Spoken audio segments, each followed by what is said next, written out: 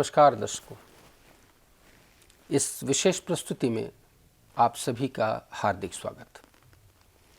इससे पहले कि हम चर्चा प्रारंभ करें, मेरी एक प्रार्थना है, इस कार्यक्रम को सुनिएगा अवश्य, पूरा कार्यक्रम सुनिए, क्योंकि ये कार्यक्रम सिर्फ आपके हित के लिए, आपके कल्याण के लिए, आपके सर्वांगीण विकास के लिए ही ये कार्यक्रम निर्मित किया गया है।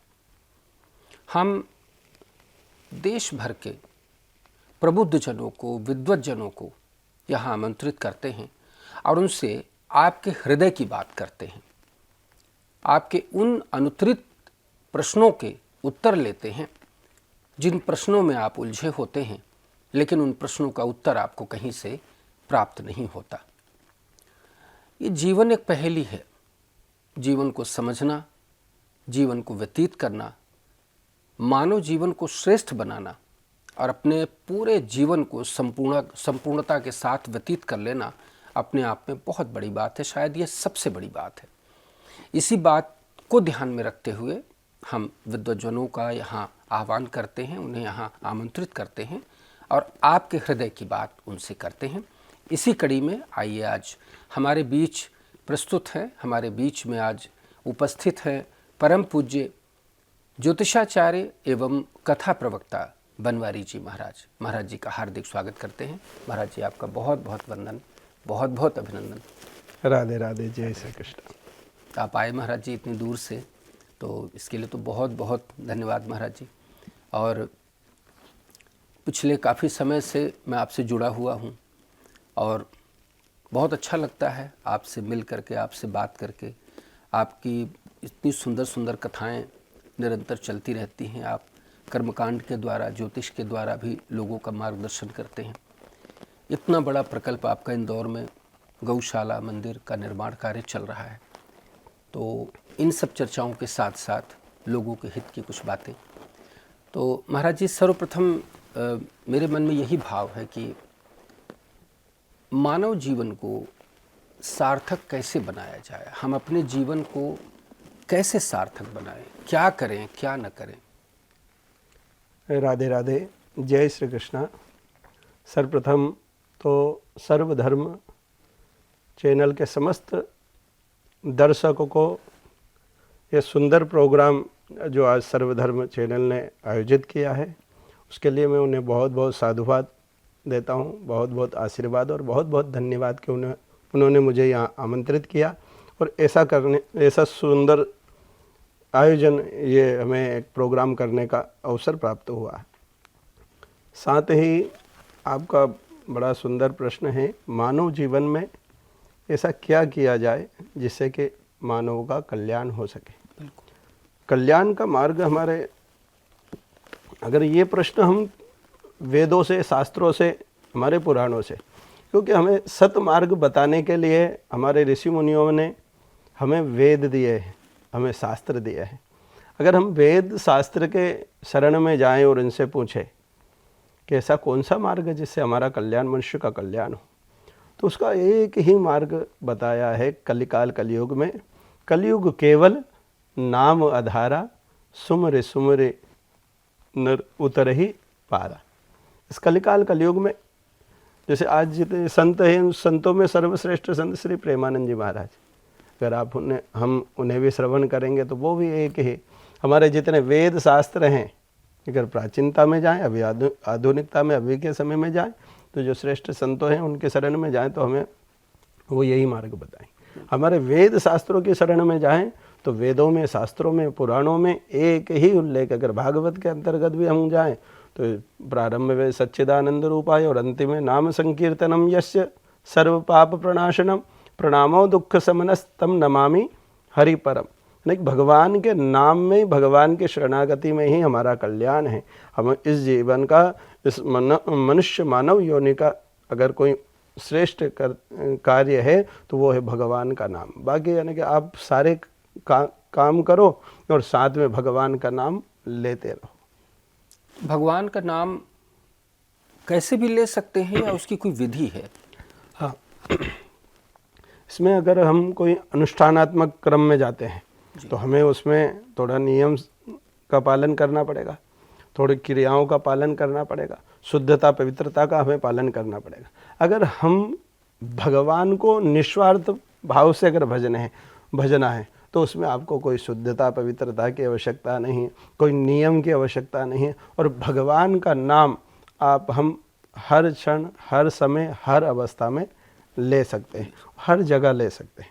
ऐसा कोई सा भी स्थान नहीं, क्योंकि हम कहते ही हैं भगवान का वास कहाँ नहीं है। हरि व्यापक सर्वत्र समान। हरि तो व्यापक है, सब जगह है, अच्छी जगह में भी है और बुरी जगह, क्यों सर्वत्र है तो वो हर जगह है। बिल्कुल। तो भगवान हर जगह व्याप्त है। तो उनका नाम, एक नाम ही ऐसा है क्या, जैसे कितने ही कहते हैं कि अगर आप शुद्ध नहीं हो, पवित्र नहीं हो तो भगवान का नाम नहीं। भगवान का नाम तो पवित्र करने वाला है, भगवान का नाम तो शुद्ध करने वाला है। तो वो अगर स्नान नहीं भी किया हो तो भी आप उस ले सकते हो। अगर हम तो यहाँ तक कहेंगे कि भगवान का नाम अगर सोचाचार में भी अगर आप हो और वहाँ अगर आपके हृदय से नाम निकल रहा है तो कोई गलत नहीं है, उसमें भी कल्याण ही है। पर महाराज जी, इतने सारे भगवान हैं, भगवानों के अनेक स्वरूप हैं जी। किस व्यक्ति को किन भगवान का स्मरण करना चाहिए, किन भगवान का कीर्तन भजन करना चाहिए? बहुत अच्छा प्रश्न किया आपने।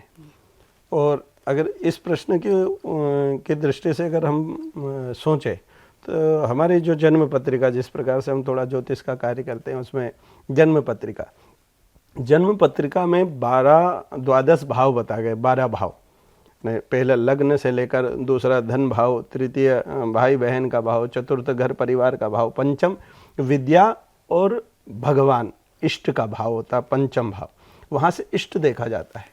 ऐसे तो व्यक्ति का जिस व्यक्ति का मन जिस परमात्मा में लगे, क्योंकि भगवान तो हर जगह है और वो ईश्वर एक है, रूप अनेक है। ईश्वर एक है, रूप अनेक है। वो ब्रह्मा में भी वही है, विष्णु में भी वही है और शिव में भी वही है, गणेश भी वही है, दुर्गा भी वही है, कार्तिक भी वही है, एक वही है। लेकिन फिर भी हमारे सनातन धर्म में 33 कोटि देवता बताए, 33 कोटि, 33 प्रकार के। इसमें वसु है, रुद्र है, इस प्रकार गौरी गणेश इत्यादि। अब इसमें हमारी श्रद्धा, हमारा मन हमारा मन कहता है कि राधा को भजे तो अब राधा को भज सकते हैं, हमारा मन कहे कि कृष्ण को भजें तो कृष्ण को भज सकते हैं। लेकिन यहाँ से ठीक है, अगर ज्योतिष की दृष्टि में हम प्रवेश करें तो उसमें पंचम भाव देखा जाता है। और पंचम भाव होता है इष्ट का भाव, कि आपके जीवन में कौन से देवता आपके इष्ट बनते हैं और किन देवता की साधना आपके जीवन में फलीभूत होगी, किन देवता के शरण में। अब किन देवताओं का हम खूब भजन कर रहे हैं, खूब माला जप रहे हैं, खूब पाठ कर रहे हैं, खूब स्तोत्र गायन कर रहे हैं, लेकिन फिर भी कभी कभी हम अपने जीवन में यह देखते हैं कि फिर भी हम दुखी हैं, बिल्कुल, फिर भी हम कष्ट पा रहे हैं, फिर भी हमारे अंदर असंतोष जाग रहा है, संतोषी हो ही नहीं पा रहे हैं। बल्कि लोग तो महाराज जी ये कहते हैं कि जो जितना ज़्यादा भजन करते हैं, जो जितने ज़्यादा आस्तिक होते हैं, जो जितने ज़्यादा अच्छे होते हैं, भगवान उनको उतना ही अधिक कष्ट देते हैं। नहीं, इस बात के लिए मैं सहमत नहीं हूँ। पर जैसे जिन देवता की हम साधना और उसका कोई प्रतिफल नहीं मिल रहा है, तो कभी हमको हमारी पत्रिका का प्रेडिक्शन कराना चाहिए और पत्रिका दिखा कर इसमें हम देखें कि क्या कारण है, तो उससे हमारा एक कारण पता चलता है। कभी कभी हमारे जीवन में दुख का कारण दूसरा भी होता है, ग्रह दशाएं होती हैं। दूसरा, हमारे जिस प्रकार से हमने अपने जीवन में कर्म किया है, कहा कि कर्म प्रधान विश्व करी राखा, जो जैसे करें सो तस फल चाखा। व्यक्ति को अपने कर्म का भोगना है। और सब जगह सारे शास्त्रों में अवश्य में कर्तव्यम कृतकर्म शुभाशुभम, जो भी उसने शुभ कर्म किया तो शुभ भोगना पड़ेगा, अशुभ कर्म किया है तो उसको दुख के रूप में, शुभ कर्म शुभ के रूप में उसे मिलेंगे और दुख उसको अशुभ कर्म के रूप में। अब इस जन्म में तो वो बहुत शुभ कर रहा है, लेकिन कहीं पूर्व जन्म में कोई ऐसा अशुभ कर्म करके आया, उसका दुख उसे अब भोगना पड़ रहा है। इसी का बड़ा सुंदर एक दृष्टांत आता है। वो हमारे स्वामी श्री कलकत्ता में कालिका माता के जो उपासक रहे, रामकृष्ण परमहंस जी महाराज, रामकृष्ण परमहंस जी महाराज, उनके शिष्य रहे विवेकानंद जी महाराज। रामकृष्ण परमहंस जी महाराज को एक बहुत बड़ा रोग था, उनको कैंसर था गले का, और मुख से खून आता था, पी पाता था। लेकिन आप उनकी भक्ति की पराकाष्ठा जानते हैं, वो कितने उच्च कोटि की उनकी भक्ति थी। साक्षात भगवती माँ काली का उन्हें दर्शन देती थी, उससे वार्तालाप करती थी, उनके हाथ से भोजन पाती थी और रामकृष्ण परमहंस जी को भोजन पवाती थी। उनका प्रसाद जो झूठन होती थी वही प्रसाद वो भगवती से। एक दिन स्वामी विवेकानंद जी ने प्रश्न किया, गुरुदेव आप इतने उच्च कोटि के महापुरुष हैं, कितनी साधना तप अनुष्ठान करते हैं, लेकिन भगवान के दर्शन नहीं हो पाते और भगवती प्रतिदिन आपको दर्शन देती, फिर आप इतने दुखी क्यों हो, फिर आप इतने कष्ट में क्यों हो, फिर आपको ये कैंसर जैसा रोग क्यों है? तब स्वामी श्री रामकृष्ण परमहंस जी महाराज ने बड़ी प्यारा उत्तर दिया। कहा, विवेकानंद ये जो कष्ट है, ये जो दुख है, ये मेरे पूर्व संचित जो पाप हैं वो कट रहे हैं। कौन से? पूर्व जन्म के। और इस समय जो मैं दुख भोग रहा हूँ, ये दुख नहीं, ये मेरे पूर्व जन्म के पाप अनेक कर्ज उतार रहा हूँ। अगर कोई हमको कष्ट हो रहा है तो हम कोई पुराना ऋण लिया हुआ है, कर्ज लिया हुआ, अगर वो चुक रहा है, कम हो रहा है, तो हमें सुखी होना चाहिए या दुखी होना चाहिए? हमें तो प्रसन्न होना चाहिए। तो यहाँ पर उत्तर दिया कि मैं अपने पूर्व जन्म के सारे कष्टों को, जो पाप कर्म है, उनको समाप्त कर रहा हूँ और मैं इस जन्म में उनको भोग कर, जो आवागमन का चक्कर है ना, ये बार बार आना जाना, पुनरपि जननम पुनरपि मननम पुनरपि जननी जठरे शयन, वापस माँ के गर्भ में आओ, फिर कष्ट, फिर संसार में आएंगे तो भगवान की माया है, यहाँ तो कष्ट उठाना ही पड़ेगा। इस आवागमन के चक्कर से मुक्ति के लिए ये मेरा अंतिम जन्म है। जितना भी कष्ट है मैं इसी जन्म में भोग कर और मैं माँ का हो जाऊंगा और माँ मेरी हो जाएगी।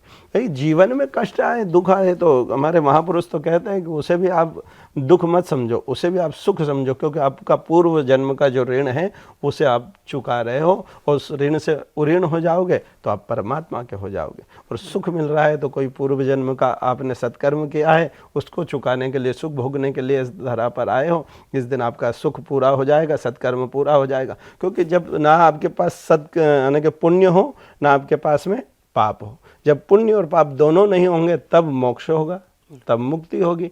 अगर हमारे शास्त्र, हमारे ग्रंथ कहते हैं पुण्य होगा तो पुण्य को भोगना पड़ेगा, तो जो सुख है वो पुण्य के, और अगर पाप होगा तो पाप को भोगना पड़ेगा, फिर आना पड़ेगा। तो दोनों से मुक्ति का एक साधन यही है, ना ही तो आपके पास में पुण्य हो, ना ही आपके पास में पाप हो। अगर जो कर्म करें हम, तो उसमें ये नहीं कि हमें पुण्य मिले या पाप मिले। हम तो भगवान ने जो कर्म किया है, जो हमें सुख दुख मिल रहा है, वो भगवान का क्रम समझकर आगे बढ़ते जाएं और भगवान का भजन करते जाएं। एक दिन भगवान के हो जाएंगे। अब ये पाप पुण्य के चक्कर से मुक्ति मिल जाएगी। आज की सबसे बड़ी विडंबना है, क्योंकि हम अध्यात्म से बहुत दूर हो गए, इसलिए हम दुख को दुख समझते हैं, सुख को सुख समझते हैं। संसार में ना तो दुख है ना सुख है, सुख भी नहीं है और दुख भी नहीं है। अगर हम हमारे शास्त्रों को पढ़ें, हम अपने शास्त्रों को समझें और इसकी गहराई में जाएं, तब हमें पता चलेगा कि ये तो भगवान की माया है, ये हमें जैसा खिला रही है वैसा हम खेल रहे हैं। और जब उस अध्यात्म में उस स्तर पर हम चले जाएंगे, तभी, अब जब तक हम जिस प्रकार से गुड़ है, शक्कर है, अगर चखा नहीं तो हम कैसे उसका स्वाद बता पाए? बिल्कुल वही व्यक्ति स्वाद बता पाएगा जिसने गुड़ को, शक्कर को या रबड़ी को चखा है या गुलाब जामुन को चखा है, तो वो कह सकता है कि रबड़ी ऐसी है। अब जिसने चखा ही नहीं, उसको बताओ कि ऐसी है ऐसी है, तो वो तब तक। तो ऐसे ही अध्यात्म है, ऐसे ही भगवान है, ऐसे ही ये वेद शास्त्र है, और ऐसे ही हम सुख और दुख का आडंबर लिए घूम रहे हैं। और उससे अगर हमें मुक्त होना है तो हमें अपने धर्म के शरण में जाना ही पड़ेगा। हमें अपने वेदों को, शास्त्रों का अनुसरण करना पड़ेगा। हमें अपने ऋषि मुनियों ने जो हमें देकर कर गए हैं विद्याएं, जो वो कुछ भी नहीं होकर जंगल में रहते थे और बड़े सुखी रहते थे, बड़े आनंद में रहते थे। तो सुख प्राप्त करने का सरलतम मार्ग है हमारे शास्त्रों का अनुसरण करें, शास्त्रों का पालन करें, शास्त्र की ओर आगे बढ़े, शास्त्रों की सुने, शास्त्रों को समझे। महाराज जी, शास्त्रों को समझें ऐसा आपने कहा, लेकिन आज तो आधुनिक युग है। आज मॉडर्न शिक्षा है, मैकाले की शिक्षा चल रही है, जहाँ इकोनॉमिक्स और ज्योग्राफी पढ़ाई जाती है। तो आज धार्मिक ग्रंथों का तो कहीं कुछ लेना देना नहीं है महाराज जी। लोग रामायण तक नहीं पढ़ते। मैं तो समझता हूँ कि सनातनी कहने वाले अधिकतर लोगों को शायद हनुमान चालीसा भी याद न हो। बिल्कुल, ये वो समय है जब आज का युवा जो निकल रहा है ये नास्तिकता की ओर आगे बढ़ रहा है। तो ऐसे में एक प्रश्न आप पिछले आपके उत्तर से ही कि व्यक्ति कैसे जाने कि क्या है पाप और क्या है पुण्य। तरुण जी, आपने बहुत बहुत ही यानी कि आज जो समाज का जो गहन विषय है उसका आपने बहुत सुंदर प्रश्न किया है। और जो बच्चों के ऊपर जो भी आपने बोला है कि हर आधुनिक जो शिक्षा प्रणाली आ गई है इसमें हम अपने धर्म, अपनी संस्कृति से हम आज का जो युवा वर्ग है वो टूटता जा रहा है, वो कटता जा रहा है। बिल्कुल। उसका एक कारण सर्वप्रथम तो घर, वो बच्चा नहीं है, उस घर के बड़े हैं कि उन्होंने जो सही यानी कि आज शिक्षा तो दी जा रही है पर संस्कार नहीं दिए जा रहे हैं। शिक्षा तो है, आज व्यक्ति जो बच्चे को पढ़ा रहे हैं, जिस स्कूल में डाल रहे हैं, जिस कॉन्वेंट स्कूल में वो पढ़ रहा है, वो धर्म से यानी कि एक शब्द बहुत चल रहा है अभी, धर्म निरपेक्ष। और ये धर्म निरपेक्ष सिर्फ शब्द सनातनियों के लिए क्यों बना है? अन्य धर्म वालों के लिए ये धर्म निरपेक्ष नहीं है, वो तो धर्म के लिए कट्टर है। जितने भी धर्म, आप मैं नाम नहीं लूंगा, जितने को उठा कट्टर है। लेकिन कल ही एक बड़ा सोशल मीडिया और प्रिंट मीडिया के माध्यम से हमने एक इंदौर में भी वंदे मातरम का, अगर आपने भी सुना हो तो अभी न्यूज़ चैनल में सब में खूब चल रहा है कि एक पार्षद ये कह रही है कि तुम्हारे बाप में दम हो तो मुझसे वंदे मातरम। और वो भी इंदौर के जैसे महापौर इत्यादि सब उसमें बीच, सबके बीच में, और वो भी ये बाप तक का शब्द, अब कितना बड़ा शब्द है। और उन्हें क्या बोलने में दिक्कत है? वंदे मातरम। लेकिन हम अपनी मातृभूमि को प्रणाम नहीं, वंदे यानी कि उनको नमन नहीं कर सकते। वंदे मातरम का यही है कि हमारी मातृभूमि को नमन, लेकिन वो अपनी मातृभूमि को मातृभूमि समझ, उनके धर्म ने क्या कहा है, एक बस उन्हीं को, सबको कुछ नहीं मानेंगे। उसका कारण क्या है कि आज ये कट्टरता कैसे आई? क्योंकि उनके धर्म में कट्टरता श्री गणेश से ही, वहाँ से यही सिखाया, मदरसों में यही सिखाया जाता है कि वहाँ पर कैसे आपको सिर्फ एक उनके ईश्वर के अलावा किसी को मानना ही नहीं है, किसी को कुछ समझना ही नहीं। अब उनके अंदर ये कहाँ से आया है और हमारे बच्चों के अंदर ये क्यों नहीं आ रहा? बिल्कुल, क्योंकि हमने उन्हें ये कभी ज्ञान दिया ही नहीं। हम तो एक ही बात पे लगे रहे, अहिंसा परमो धर्म। लेकिन हमारा इसके आगे वाला पार्ट किसी ने सिखाया नहीं कि धर्म हिंसा तथैव च, कि धर्म के लिए अगर हिंसा भी करना पड़े तो कूद जाओ। भगवान कृष्ण ने अर्जुन से क्या कहा कि अरे अर्जुन, ये तुम, जब अर्जुन ने देखा सामने कि ये तो पूरे परिवार है, कोई पिता है, कोई दादा है, कोई गुरु है, कोई मित्र है, सब भाई बंद है, इनको मैं कैसे मारूं, इनके ऊपर कैसे प्रहार करूं? भगवान कृष्ण ने उस समय कहा, अर्जुन, यहाँ ये पिता पुत्र गुरु रिश्तेदार परिवार का युद्ध नहीं है, ये किसका युद्ध है? ये धर्म का युद्ध है। और तुम धर्म के लिए यहाँ, ये सामने कौन खड़े हैं? अगर ये अधर्म पर चल रहे हैं तो तुम शस्त्र उठाओ, अपना गांडीव उठाओ और इनको अधर्मी समझो, और जो अधर्मी है उसके लिए। तो हमारे धर्म में, हमारे घर में यही शिक्षा नहीं दी जा रही। विडंबना कहाँ है कि हम अपने बच्चों को ये नहीं संस्कार दे रहे हैं कि बेटा हमारा धर्म सर्वप्रथम है, हम उसे धर्म से तो दूर, अब उसे शिक्षा दे रहे हैं, शिक्षा दिला रहे हैं, पढ़ा रहे हैं, अब लेकिन उसे हम आज एक यानी कि मन से उसे सद्मार्ग पर चलने का मार्ग नहीं बता रहे, उसे एक मशीन बना रहे हैं। बिल्कुल। और मशीन कौन सी बन रहा है? वो धन कमाने वाली। अब उसके हृदय में ना तो आध्यात्म है, ना ही माता पिता गुरुजन धर्म को समझ भगवान पे आस्था रखने का कोई उसके पास, क्योंकि हमने बचपन को कहा गया बचपन से ही उसमें जैसा संस्कार दोगे, जैसे आप उसको ढालोगे वैसा ही वो ढलेगा।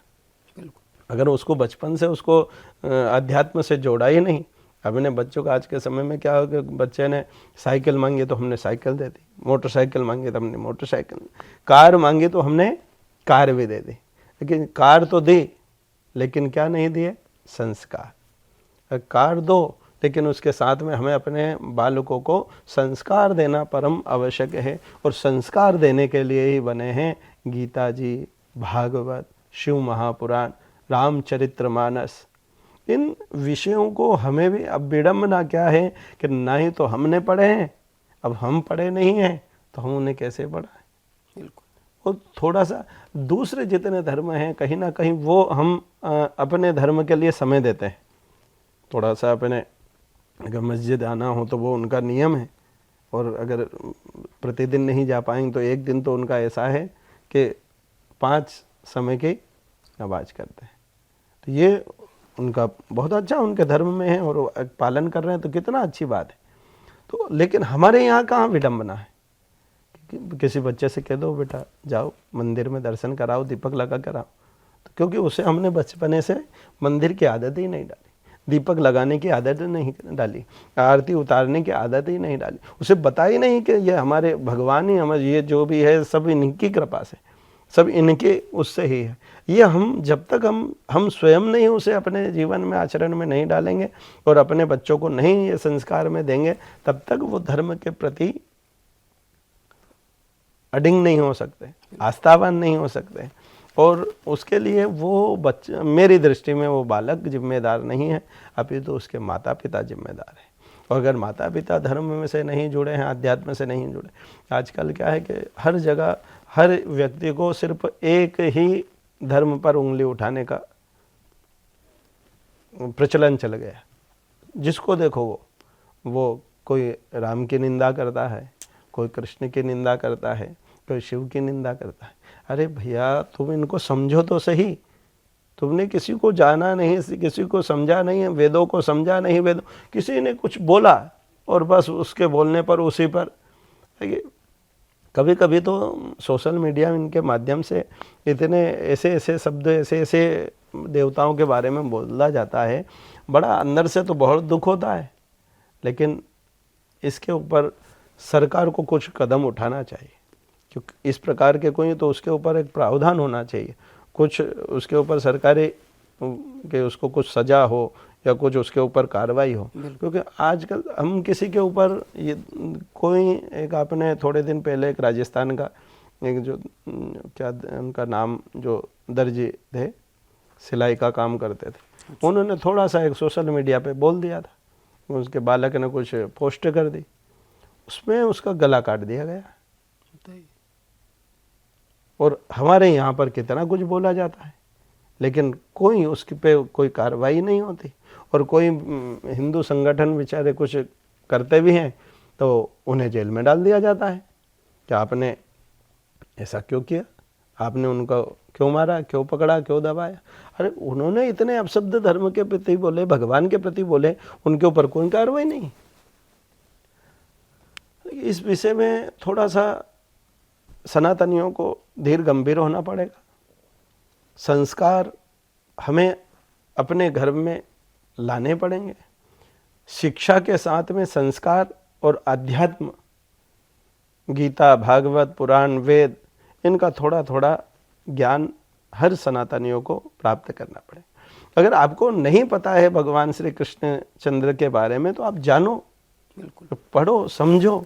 एक दिन आपको जब उनके चरित्रों को, उनकी कथाओं को, उनकी लीलाओं को तब पढ़ोगे, अध्यात्म जानो, समझोगे, तो उन पे ऊपर विश्वास होगा आपका हृदय के, हाँ कैसे हैं भगवान, कितनी करुणा है, कितना प्रेम है, कितना उन्होंने संसार के लिए कितना क्या किया है। लेकिन जानेंगे ही नहीं, समझेंगे कैसे, मानेंगे कैसे। विडंबना यही है कि हमारी जो शिक्षा प्रणाली है, इसे थोड़ी सा परिवर्तन करने की, क्योंकि बच्चे आज के समय में सिर्फ मशीन के अलावा कुछ नहीं बन रहे। बिल्कुल वो मशीन हो गए हैं। जिस प्रकार से एक मशीन काम कर रही है, उसको चालू कर दिया बटन, वैसे ही वो काम सुबह से शाम तक, शाम को आएगा, भोजन करेगा और अपने सुबह फिर वही उठेगा, स्नान ध्यान किया, बैग तैयार किया, अपने ड्रेस पहनी और ऑफिस के लिए फिर दौड़ा। दुर्भाग्य ये है ना महाराज जी कि कोई कुछ बताने वाला ही नहीं है कि व्यक्ति को कब क्या करना है, किस उम्र में क्या करना चाहिए, दिन में क्या करना चाहिए, सुबह क्या करना चाहिए, शाम को क्या करना चाहिए, क्या सोच होनी चाहिए, किस तरह का भोजन होना चाहिए, किस तरह की भाषा होनी चाहिए। अब तो सब कुछ अमर्यादित है। उसका भी कारण है, पहले हमारे यहाँ गुरु परंपरा थी कि संतों के आश्रम थे, गुरुजनों के आश्रम थे, वहाँ संत होते थे, गुरुजन होते थे। ब्राह्मण शिक्षा प्रणाली में ज़्यादा ब्राह्मणों का, तो वो धर्म की शिक्षा दिया करते थे, धर्म का मार्ग प्रशस्त किया करते थे। हर घर से कहीं ना कोई किसी गुरु को बनाकर कोई आश्रम में जाता था, घंटे आधे घंटे सत्संग हुआ करता था। आज मनुष्य के जीवन में से सत्संग चला गया, बिल्कुल।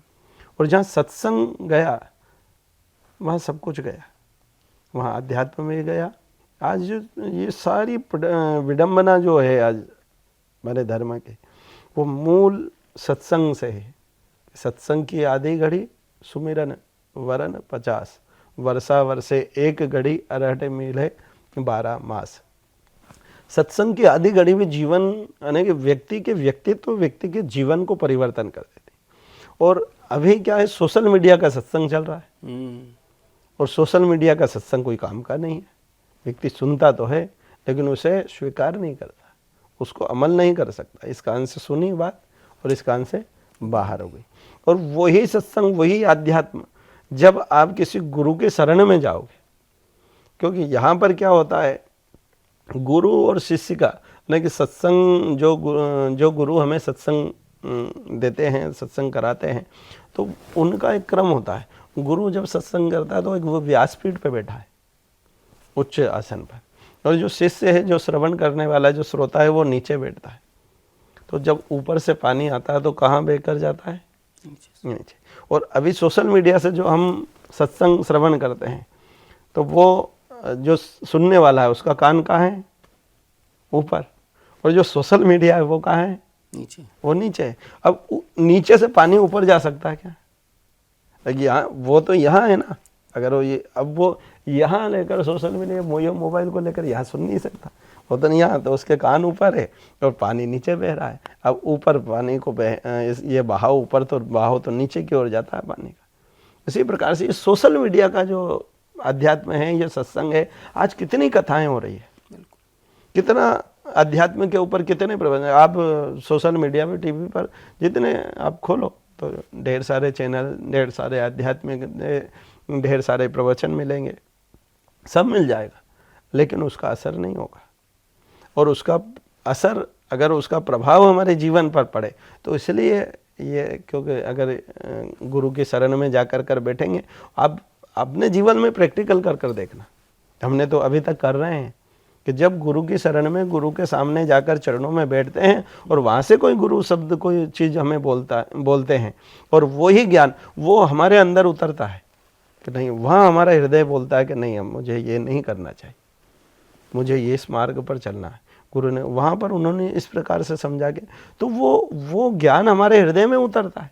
और ये जो सोशल मीडिया का ज्ञान हमारे हृदय में प्रवेश नहीं करता। सुनते तो है, अच्छा लगता है, थोड़ी देर हमारा मनोरंजन हो जाता है, बस मनोमंथन नहीं होता। मनोरंजन तो हो रहा है। अगर मनोमंथन करना है तो आपको गुरु की शरण में जाना होगा।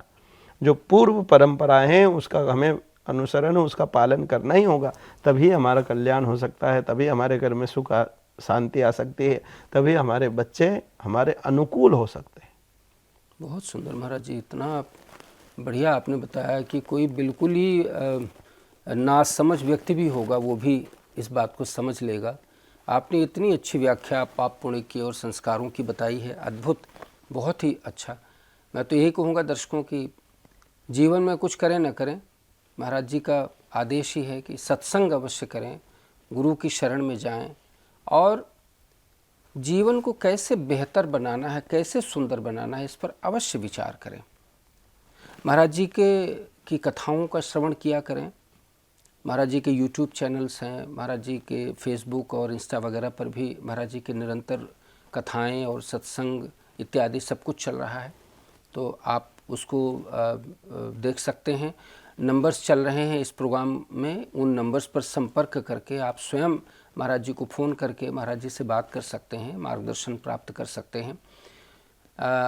ज्योतिषी परामर्श, किसी भी तरह का कोई भी आपको बात करनी है, कोई परेशानी है, आपको लगता है कि घर संबंधी या विवाह संबंधी या कोई भी कष्ट है, नौकरी है इत्यादि, जब भी कुछ भी कोई ऐसा परिवर्तन आता है, कोई परेशानी आती है, तो आप उसके लिए इन नंबर्स पर संपर्क करके महाराज जी से सीधे संपर्क करके मार्गदर्शन ले सकते हैं। और ये बहुत आवश्यक है जानना कि आज संस्कारों की कितनी आवश्यकता है, और वो संस्कारों का प्रभाव तभी दिखाई देगा जब आप स्वयं संस्कारी होंगे और अपने बच्चों को संस्कार युक्त करेंगे। महाराज जी, चर्चा तो बहुत लंबी भी हो सकती है। एक बहुत मन में एक प्रश्न है कि जैसे परिवार में एक अच्छा सा माहौल बनाने के लिए, कि पारिवारिक सामंजस्य अच्छा बना रहे, सौहार्द बना रहे, प्रेम बना रहे, इसके लिए परिवार के सभी सदस्यों को क्या करना चाहिए? किसका क्या उत्तरदायित्व है? पिता है, माँ है, बेटा है, बहू है, बहन है, इन सब का क्या उत्तरदायित्व? एक परिवार को अच्छे ढंग से, कि एक संयुक्त परिवार बना रहे और पारिवारिक माहौल एक सुंदर सा बना रहे, इसके लिए सभी को क्या करना चाहिए? बहुत सुंदर प्रश्न है आपका। यानी आप जो प्रश्न कर रहे हैं आज के समय के डिमांड है, क्योंकि हर घर आज टूट रहा है जी। हर घर, और हर घर में पहले एक समय यह था कि भाई भाई से प्रेम करता था, पुत्र पिता से प्रेम करता था, बहू सास से प्रेम करती थी। आज का जो समय है वो भाई भाई से प्रेम नहीं करता है, पुत्र पिता से प्रेम नहीं करता है, यहाँ तक कि पति पत्नी एक दूसरे से प्रेम नहीं करते, जबकि दोनों को एक दूसरे का पूरक अर्धांगिनी, पति को अर्धांगिनी बताएगा, पत्नी का सर्वस्व पति परमेश्वर बताया गया है। लेकिन आज विडंबना यह है कि पति पत्नी में ही नहीं बन रही। पिता पुत्र की बात अलग कर दो, भाई भाई की बात अलग कर दो। तो ये समाज में सबसे, अभी वर्तमान में सबसे बुरा दौर चल रहा है समाज का, क्योंकि व्यक्ति समाज को कब जोड़ेगा? पहले घर तो जोड़ ली, घर, हर घर टूट रहे हैं। आज एक नारा चला था सरकार की ओर से, हम दो हमारे दो। ये जब से नारा आया तब से, पहले तो घर में 4 होते तो 4 से 8 होते तो 8 से 10 होते थे। हम तो कहते हैं कि सरकार को सबसे पहले तो ये नारा हटाना चाहिए, क्योंकि ये नारा सिर्फ एक ही जगह चल रहा है। इस नारे को एक ही धर्म वालों ने अनुसरण किया है, वो सनातनियों ने, और उन्होंने हम दो हमारे दो कर कर यहाँ से ही समाज में विडंबनाएं, परिवार में विडंबनाएं प्रारंभ हो गई। अगर ये दिमाग में ये चीज़ नहीं है कि हम दो और हमारे दो, तो वहाँ से, क्योंकि फिर वो दो कहाँ जाएंगे जो माता पिता, ये तो इनका बच्चों का विवाह हो गया, इनके 2 हो गए, तो ये 4 अलग हो गए, और माता पिता तो वो, क्योंकि 6 होते 8 होते तो वो साथ में रहते हैं ना। बिल्कुल। अब माइंड में बचपने से क्या, हम दो हमारे दो, हम दो हमारे दो, वहाँ से ये सबसे पहले तो ये बाहर, क्योंकि सनातनी 2 हो 4 हो 6 हो, पहले 4 भाई होते थे, खूब प्रसन्नता से पूरा जीवन यापन करते थे और खूब भरा पूरा परिवार होता था एक दूसरे। आज तो कितनी जगह ये देखते हैं कि 4 जने ये सोचना है कि अर्थी उठाने वाले मिलेंगे कि नहीं मिलेंगे, शमशान घाट तक कैसे लेकर जाएंगे। ये पहले बड़ा परिवार होता था, खुशियाँ कहीं गुना ज़्यादा होती थी। कोई शादी विवाह का कोई भी फंक्शन, कोई भी आयोजन होता था, सब परिवार एकत्रित होकर अब ढूंढने पड़ते हैं। आज दूसरों को इनवाइट करना पड़ता है कि ये जाए, थोड़े से हमारे मेहमान तो घर में सदस्य तो दिखे कि थोड़े हैं, क्या इनका इतना बड़ा, दूसरों को, क्योंकि आज रिश्ते नाते समाप्त हो गए। अगर एक ही घर में बालक है तो उसको भाई का प्रेम खत्म हो गया, बहन घर में मौसी बुआ, ये सब जितने रिश्ते थे वो आने वाले समय में एक होगा तो उसका कौन तो मौसी होगा, कौन मौसा होगा, कौन फूफा होगा, कौन जीजा होगा, कोई बहन का सुख क्या होता है, भाई का सुख क्या होता है, भाई पता ही नहीं होगा। तो इसलिए सबसे पहले तो ये जो एक सबके दिमाग में, माइंड में हम दो हमारे दो, ये प्रकल्प को पहले समाप्त करना चाहिए। दूसरा, थोड़ा सा एडजस्टमेंट आज के समय में हो सकता है, सास को बहू से तकलीफ हो तो थोड़ा सा उसे एडजस्ट करना पड़ेगा, और थोड़ा सा अध्यात्म को घर में लेकर आना पड़ेगा, और उसमें भी रामचरितमानस, क्योंकि घर परिवार की जितनी शिक्षा दीक्षा दी है वो रामायण में दी है। क्योंकि भाई को भाई से कैसे रहना चाहिए वो रामायण में बताया गया है। बहू के संस्कार क्या है, बहू को सास ससुर की सेवा, पति की सेवा किस स्तर की कैसे करना चाहिए, वो रामायण माता सीता जानकी बताती है। लक्ष्मण जी अपने भाई के लिए किस प्रकार से रहना चाहिए, कैसे भाई की सेवा करना चाहिए, लक्ष्मण जी महाराज बताते हैं। देखिए, रामचरितमानस को पहले हर घर में 5 चौपाई, हमें पता है आज से सन 2005 से पहले प्राय हम जहाँ पर भी जाते थे वहाँ पर देखा जाता है कि 5 चौपाई तो हर घर में पढ़ी जाती थी, और वो भी बड़े घर के बड़े बुजुर्ग होते थे, वो 5 चौपाई पढ़ कर रामायण ये तो घर के सभी सदस्य सुनते थे। उसमें कोई बड़ा बुजुर्ग घर में होता था, वो कभी राम जी की कथा सुना रहा है, कभी भरत जी की कथा सुना रहा है, कभी भरत जी का चरित्र सुना रहा है, तो उससे क्या एक संस्कार बनता था। अब वो संस्कार का माहौल समाप्त हो गया घर से, थोड़ा सा समय के हिसाब से बदलना, एडजस्टमेंट करना पड़ेगा। लेकिन परिवार को कैसे एक बनाकर रखा जाए, आज हर व्यक्ति, सबसे बड़ी विडंबना यह है कि मैं श्रेष्ठ, मैं ही प्रधान बनकर रहा हूँ। यहाँ एक अभिमान सा घर में प्रवेश कर गए, उस अभिमान को एक और करना पड़ेगा। और पहले मुखिया एक, शरीर में मुख एक ही होता है, उंगलियां 10 हो सकती है, हाथ 2 हो सकते हैं, पैर 2 हो सकते हैं, पर मुख तो एक। घर का एक मुखिया होना चाहिए जिसका निर्देश घर के हर सदस्य उसके निर्देश का पालन करे, और मुख जो होता है वो सबसे ज़्यादा कष्ट वही झेलता है। तो एक जो मुखिया होता है वो सबको संभाले, सबको अपने कंट्रोल में रखे, सब उसकी आज्ञा के। पहले का नियम था कि जो जैसे दादाजी हुआ करते थे, तो वो दादाजी जो कह देंगे वही होगा। अब दादाजी कोई बनने को तैयार नहीं, अब सब सिर्फ मुखिया बनने को तैयार है, सभी हेड बनने को तैयार है। तो थोड़ा सा इसमें घर को अगर एक दिशा में एकजुट होकर कर चलाना है तो थोड़ा थोड़ा परिवर्तन, थोड़ा थोड़ा हमें अध्यात्म को भी लेना पड़ेगा। अभी जो समय चल रहा है इसको भी थोड़ा एडजस्टमेंट भी करना पड़ेगा, और एक किसी को मुखिया बना कर उसकी आज्ञा का अनुसरण करें, पालन करें। क्योंकि अगर रस्सी को चारों ओर से खींचेंगे तो एक दिन वो रस्सी टूट जाएगी, और अगर उसी रस्सी को एक ही ओर से पकड़ कर रखा तो वो रस्सी टूटेगी नहीं। तो इसी प्रकार से वो आज का घर में हर व्यक्ति अपनी अपनी डोर चलाना चाह रहा है, अपनी अपनी डोर खींचना चाह रहा है। बिल्कुल, उसके लिए भी वही आध्यात्म ही एक मार्ग है। और जितना सुख मेरी दृष्टि में सामूहिक परिवार, तो थोड़ा सा काम ज़्यादा है लेकिन सुख कई गुना ज़्यादा है। और एक अगर परिवार से अलग होते हैं तो हो सकता है काम कम है लेकिन दुख कई गुना ज़्यादा बढ़ जाएगा। तो बाहर जाने के बाद में माता पिता से करने, बच्चे को कौन संभाले? घर में अगर आप चले गए तो बच्चे दादा दादी के पास में रहते, और वो जो संस्कार शिष्टाचार वो रहेंगे तो दादा दादी के सानिध्य में जो बच्चा पलेगा वो आगे अपने माता पिता की सेवा करेगा। और जो बच्चा दादा दादी के सानिध्य में नहीं रहा वो बच्चा किसी भी स्थिति में माता पिता के साथ में नहीं रहेगा। बिल्कुल, उसको पता ही नहीं है, सुख के बारे में। तो ये कुछ छोटी छोटी चीज़ें हैं, इस पर हर घर वालों को, हर परिवार वालों को थोड़ा काम करना चाहिए। घर को एकजुट रखने के लिए वेद शास्त्र और विशेष रूप से रामायण का अनुसरण करना चाहिए, रामायण का पालन करना चाहिए, रामायण को पढ़ना चाहिए, रामायण की चौपाइयों को पढ़ना चाहिए, राम जी के चरित्र को पढ़ना चाहिए, भरत जी के चरित्र को पढ़ना चाहिए, दशरथ जी महाराज के चरित्र को पढ़ना चाहिए।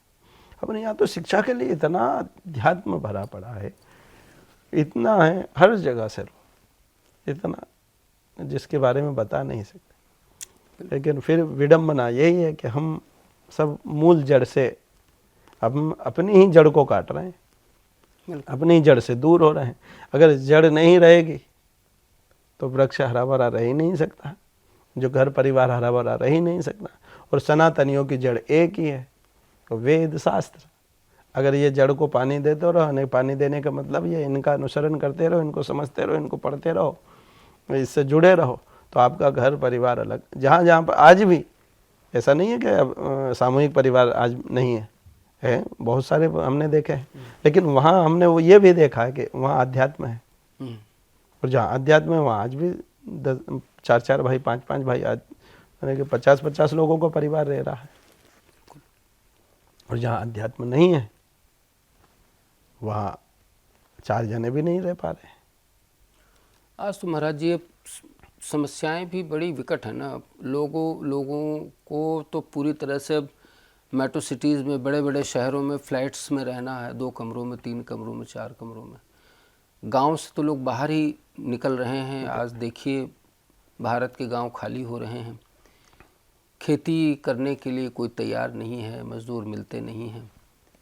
खेती भी थोड़ी थोड़ी बची है लोगों के पास में, उसमें क्या करें क्या न करें। मौसम की मार भी होती है तो खेतियाँ पूरी ख़राब हो जाती हैं।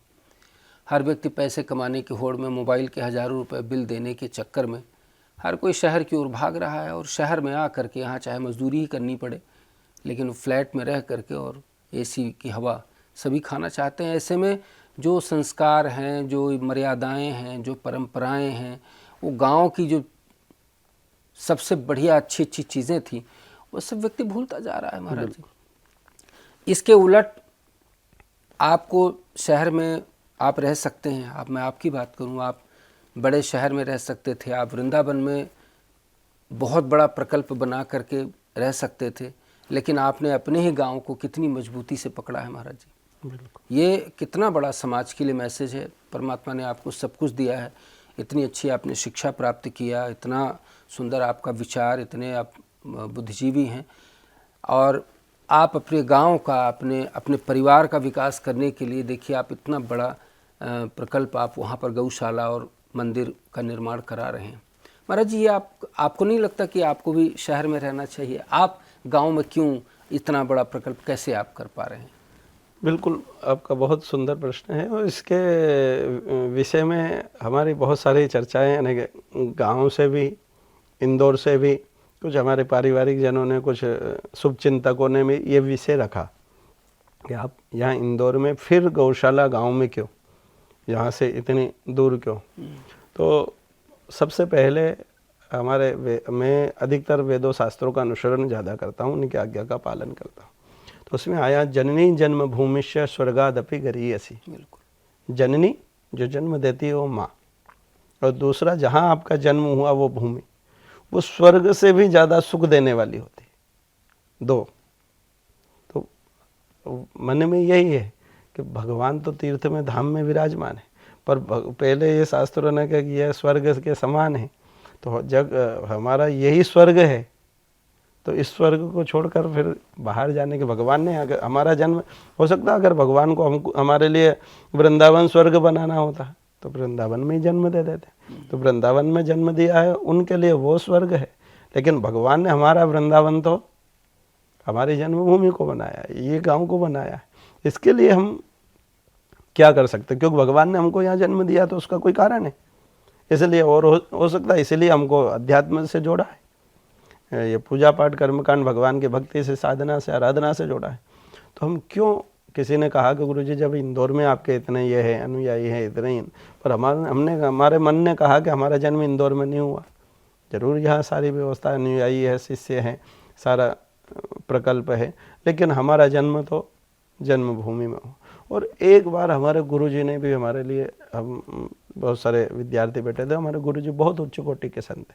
क्या शुभ, परम पूज्य स्वामी श्री गिरिजानंद जी सरस्वती, जो निरंजनी अखाड़े से महामंडलेश्वर, और श्री विद्या ललिता त्रिपुर सुंदरी के बड़े उच्च कोटि के उपासक रहे, साधक रहे। कि स्वामी श्री रामकृष्ण परमहंस जी के समतुल्य ही मानो। माता जी इनसे भी साक्षात बात करते। जब इन्होंने अपनी देह त्याग कर भगवती से इनका मिलन हुआ, उस समय जो उन्होंने के द्वारा प्रतिष्ठित माता जी की जो प्रतिमाएं हैं, वो प्रतिमा रोई है। ये तो सन 2011 की बात है और हमने अपनी आंखों से देखा। पहले हमें भी कभी कभी ऐसा होता था कि क्या पता भगवान है या नहीं है, हमारे मन, क्योंकि हम जिज्ञासु रहे हैं शुरू से, बचपन से 12 वर्ष के आयु से ही गुरु जी के शरण में रहे, तो कभी कभी मन में आता था ऐसा होता है, ऐसा क्या पता भगवान है कि नहीं।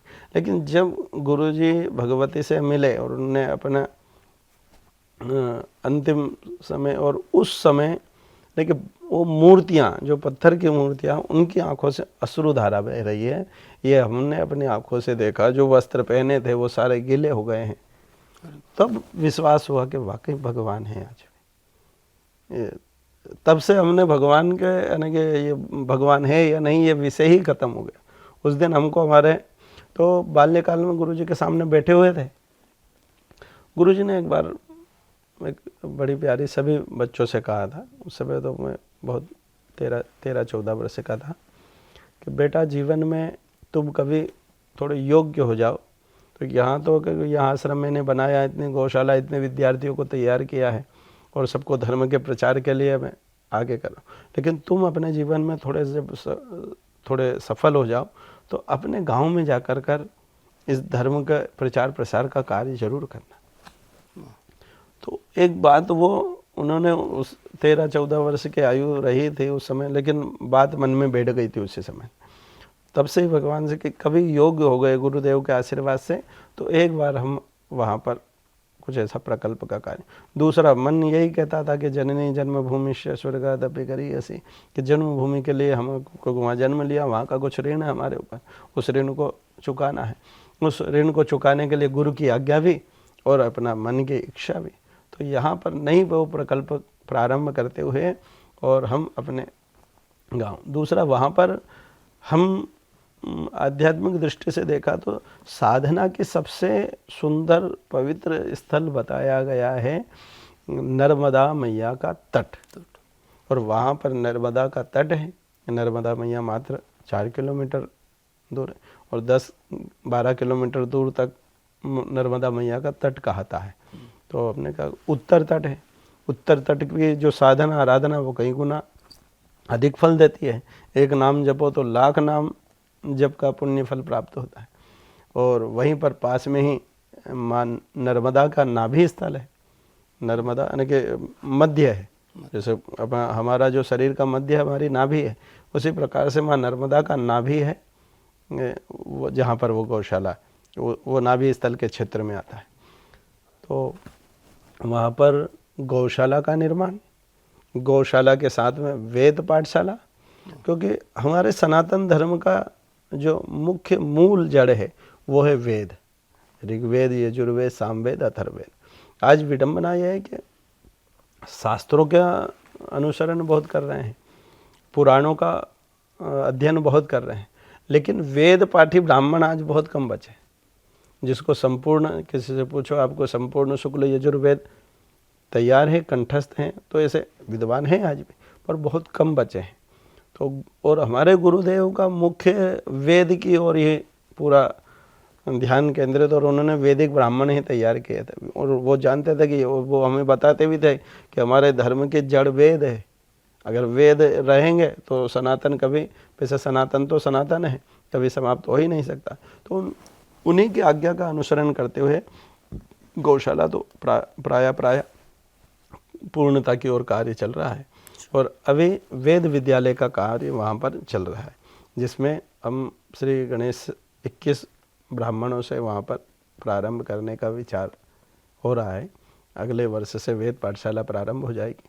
वहीं पर सुंदर देवालय बन रहा है, शिवालय, जिसमें शिव परिवार, लक्ष्मी नारायण, राधा कृष्ण, और हम आराधना करते हैं बगलामुखी माता की। 10 महाविद्याओं में से एक महाविद्या है, और जो विजय की देवी कही गई है माँ बगलामुखी, शत्रुहंता भी कहा गया। विजय माने के कोर्ट कचहरी इत्यादि जो वाद विवाद होते हैं, इसमें विजय प्राप्ति की वो तंत्र के अंतर्गत आती हैं। बाल्यकाल से ही हम उनकी साधना करते हैं। तो एक उनका भी एक स्थान वहाँ पर बगलामुखी का यज्ञ मंडप, यज्ञशाला बन रही है। और जो प्राचीन जो ऋषि परंपरा होती है, ऋषियों के जो गुरुकुल हुआ करते थे, उस प्रकार से वो वहाँ एक बेलवन भी बनने, यानी कि उसमें 1000 जैसे वो 108 बिल्व पत्र के वृक्ष चारों ओर से, पूरा परिसर बिल्व पत्र की छाया में रहेगा। उसमें एक नक्षत्र वाटिका बन रही है। 27 नक्षत्र होते हैं, तो उन्हीं 27 नक्षत्रों के वृक्ष अलग। उसमें एक नवग्रह वाटिका बन रही है। जैसे 9 ग्रह होते हैं, 9 ग्रह के अलग अलग वृक्ष बताए गए हैं। और उसमें एक देव वाटिका बन रही है। जितने देव वृक्ष हैं उन सभी वृक्षों को एक साथ लगा कर वो देव वाटिका।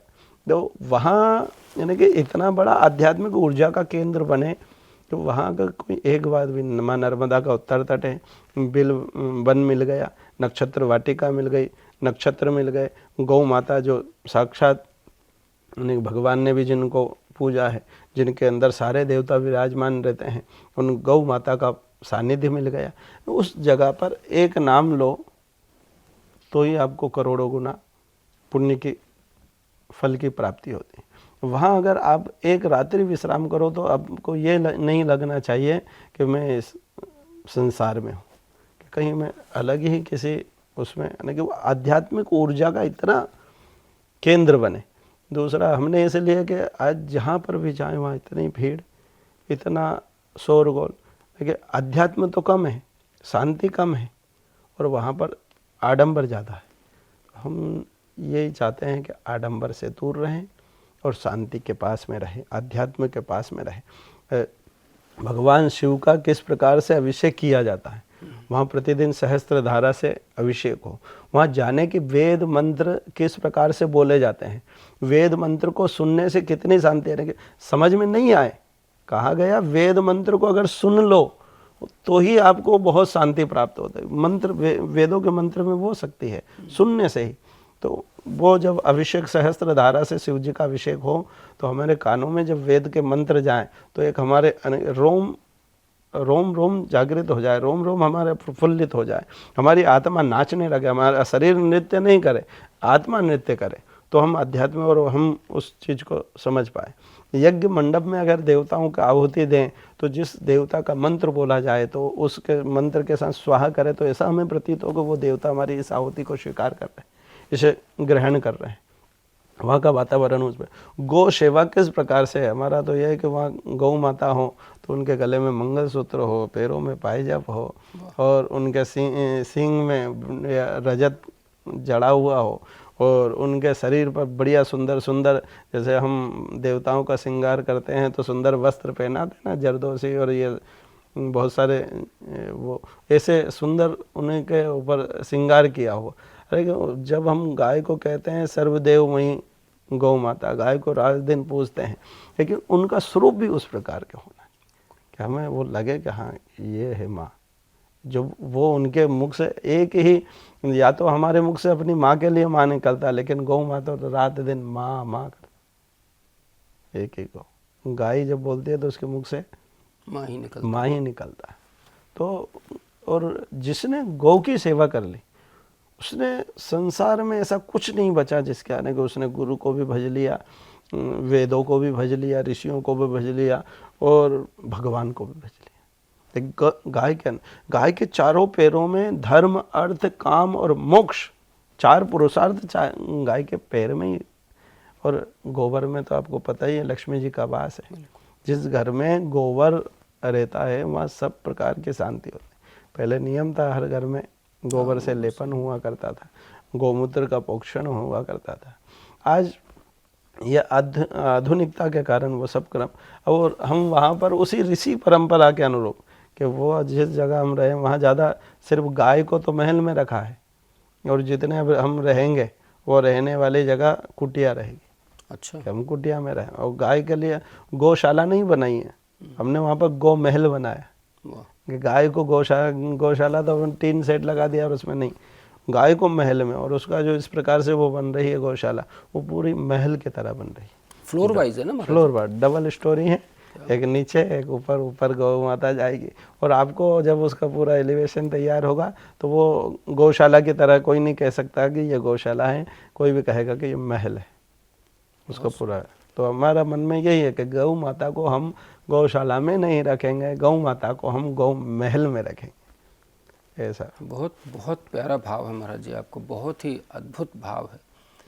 तो इसमें तो महाराज जी लोग जुड़ सकते हैं अपने, अगर कोई जुड़ना चाहें, कोई सहयोग करना चाहें गौशाला के लिए, विद्यालय के लिए, मंदिर के लिए, तो कुछ बिल्कुल। इसमें जैसे जुड़ कर अभी हमने वहाँ पर, क्योंकि प्रथम चरण में 100 गौ माता का लक्ष्य रखा है, जिसमें 100 गाय की व्यवस्था रखी गई है। वहाँ पर प्राय प्राथमिकता वही है कि जो गाय को घर से छोड़ रखा है, जो दूध नहीं देती है, जो सड़कों पर है, उन्हीं गौ माता को। तो उसमें अभी हमने एक गौ दान का 11,000 रुपये का सहयोग, उसके आजीवन, वो जब तक उस वहाँ पर रहेगी।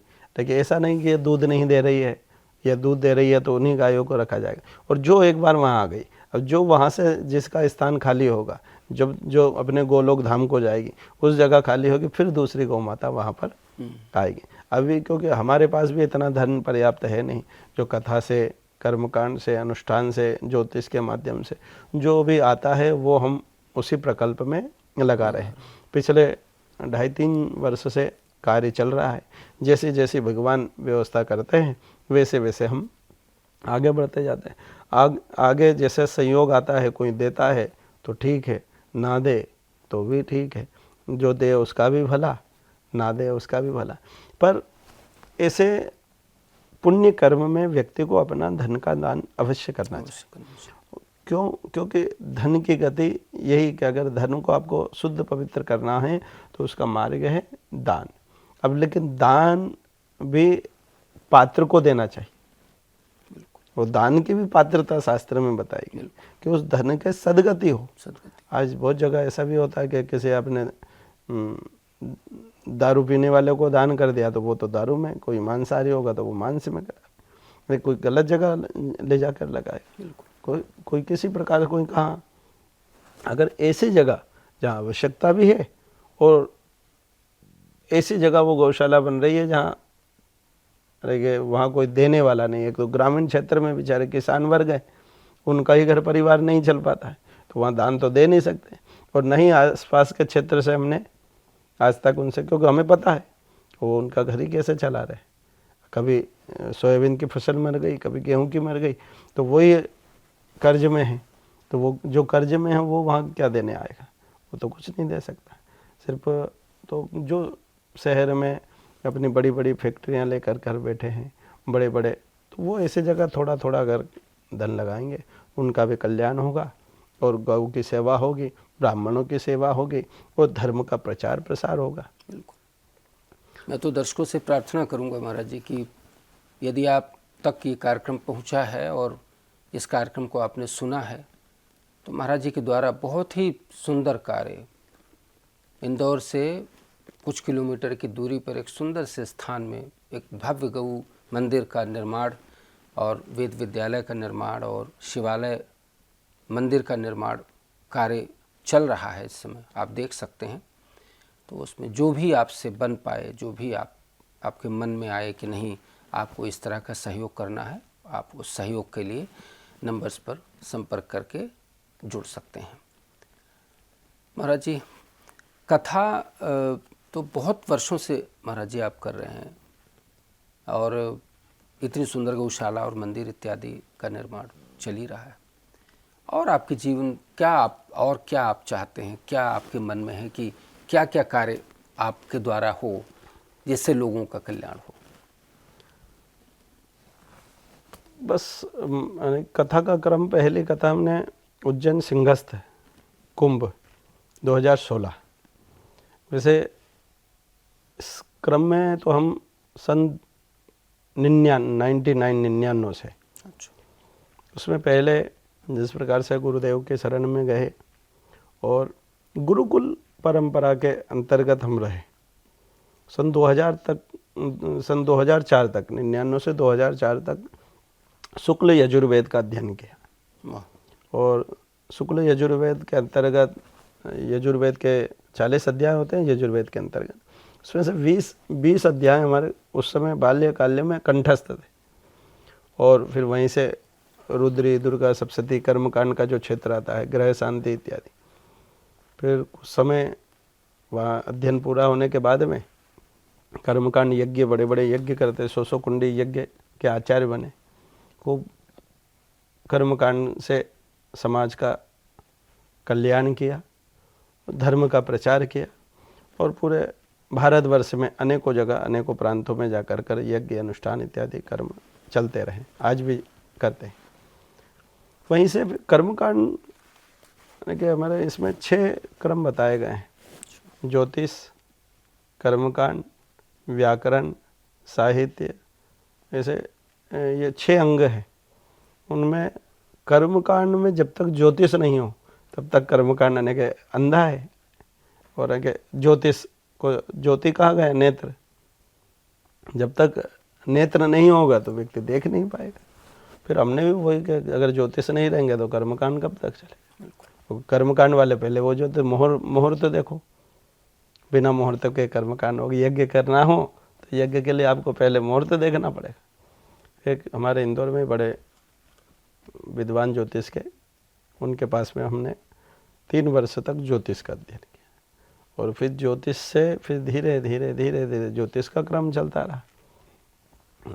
पत्रिका पे आए, फिर काफ़ी पत्रिकाएं देखकर, और प्रभु की ऐसी कृपा रही कि जिसको जो बताया है कि ये हम अपने उससे नहीं, क्योंकि ज्योतिष के अंदर इष्ट बल चाहिए।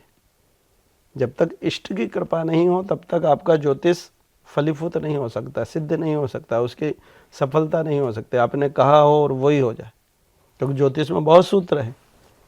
एक ही ग्रह वहाँ बैठा है लेकिन उसके फल अनेक निकल सकते हैं।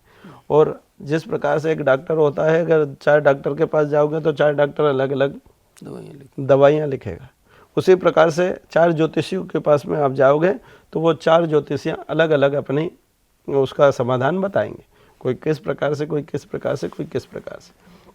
इसी प्रकार से भगवान की ये बड़ी कृपा, इष्ट की बड़ी कृपा रही, बगलामुखी माता की और महादेव की बड़ी कृपा रही कि हमने जिसको ज्योतिष का विषय रहा और जिसको पत्रिका देखकर जो विषय बताया वो 101% नहीं, 99 भी नहीं, वो जो कहा वो 101%। और उसे जो मार्ग बताया कि आप ये कीजिए। कितने ही आते हैं कि गुरु जी 27 वर्ष हो गए, 28 वर्ष हो गए, लड़की की शादी नहीं, लड़के की विवाह नहीं हो। ने कहा कि ये पत्रिका देखिए, उसमें बताया कि ये समस्या है, ये आप इसका समाधान कीजिए और इस समय में आपका विवाह।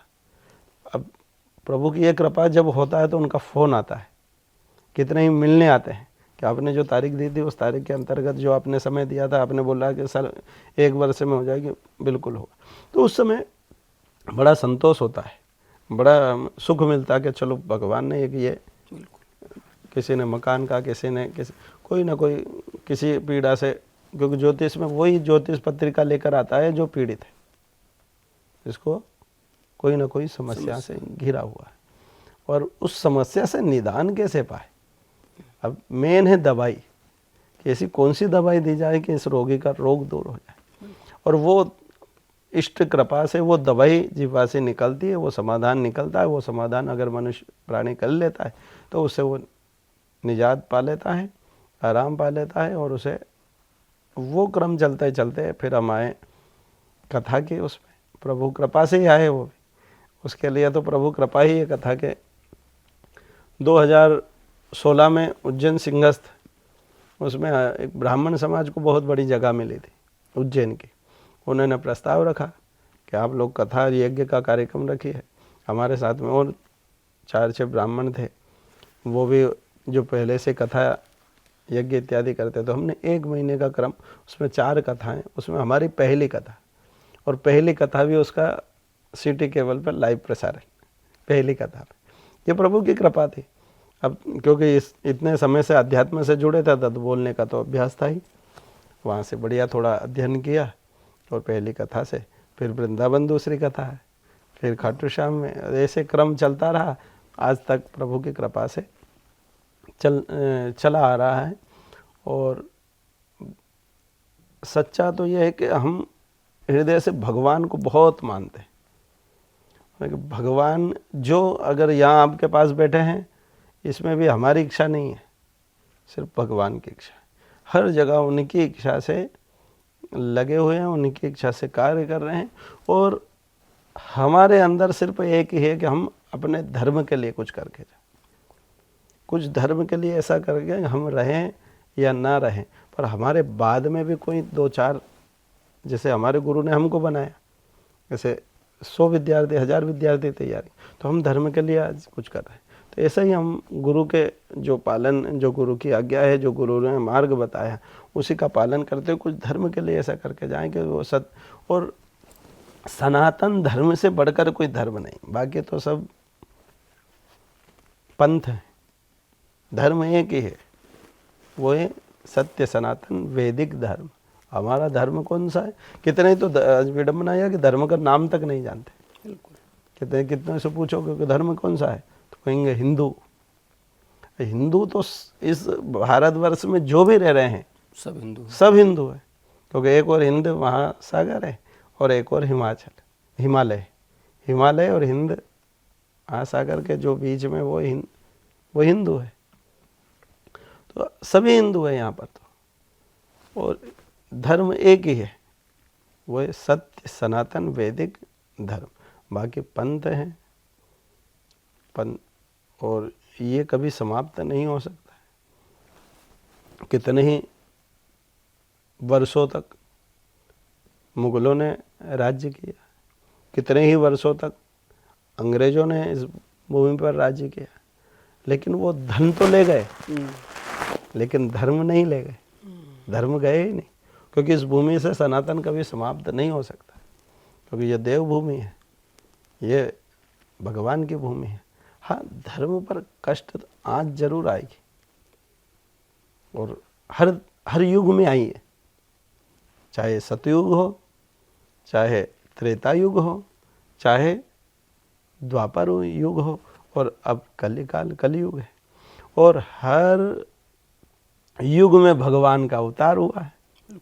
हमारे धर्म में तो बताया गया है। तो अब कोई कहता है कि हमारा धर्म कभी समाप्त नहीं होगा, क्योंकि इसमें भी अंतिम, जब कलयुग का अंतिम चरण चलेगा, तो उस अंतिम चरण में भी भगवान कल की आएंगे, और वो किसी ब्राह्मण के यहाँ जन्म लेंगे।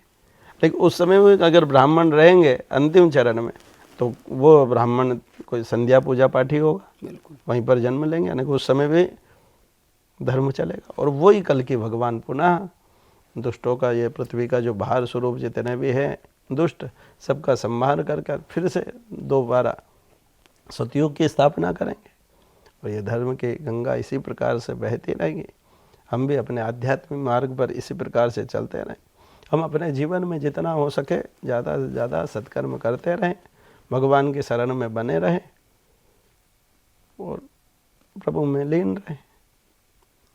बहुत बहुत अच्छा लग रहा है महाराज जी आपसे बात करके। तो एक अब ये क्रम यूं ही बना रहे महाराज जी, ये कार्यक्रम कई एपिसोड्स बने, जिससे कि बहुत सारी बातें लोगों तक, अच्छी अच्छी बातें सारी पहुंच पाएँ। इसी प्रार्थना के साथ एक अंतिम प्रश्न आपसे पूछता हूं। लोगों के लिए, आज के इस समाज के लिए आपका क्या सुझाव है, आपका क्या मार्गदर्शन है?